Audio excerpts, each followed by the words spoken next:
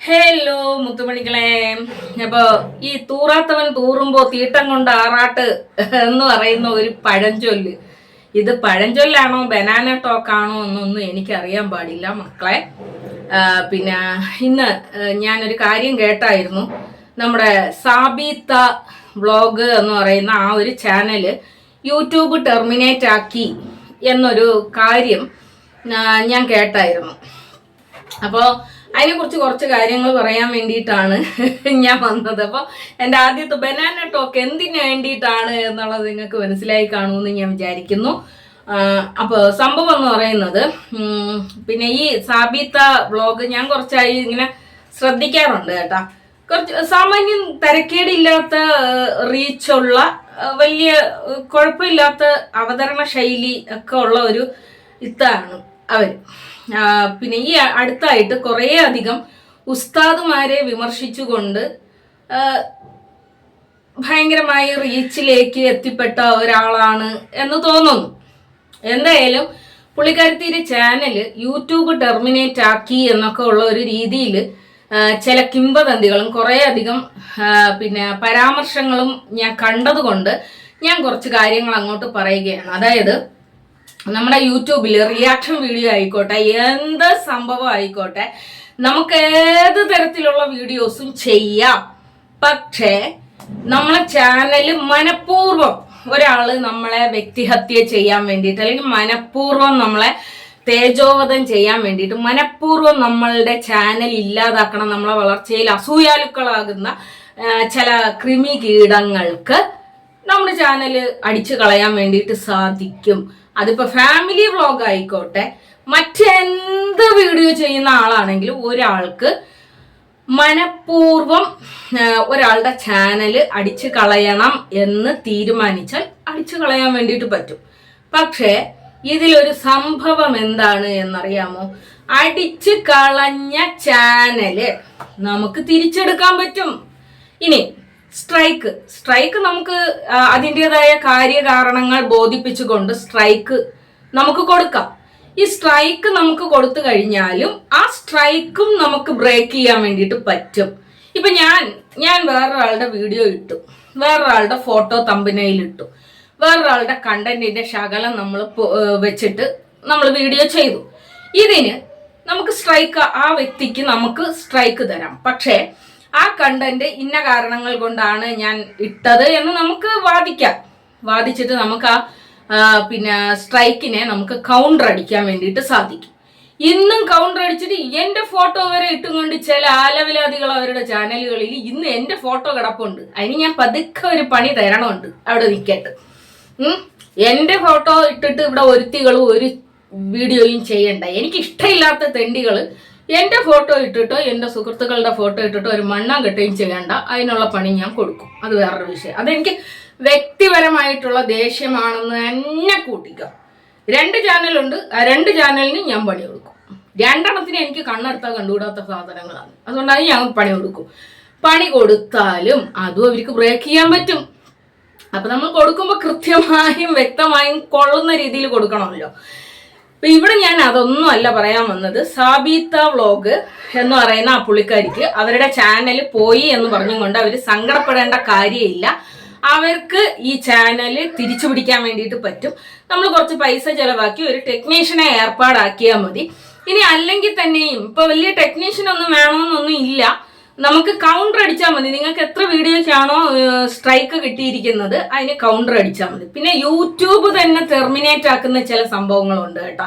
അതായത് വല്ല കാലിലെയും കണ്ണിലെയും മൂക്കിലെയും ഒക്കെ പഴുപ്പും മറ്റതും മറിച്ചതൊക്കെ ഏതെങ്കിലും തെണ്ടികളൊക്കെ കൊണ്ടുവന്ന് ഇടും. അതൊക്കെ ചിലപ്പം വേണമെങ്കിൽ ആരും കോപ്പിറൈറ്റ് സ്ട്രൈക്ക് കൊടുക്കാതെ തന്നെ ചാനൽ അടിച്ചു പോകും.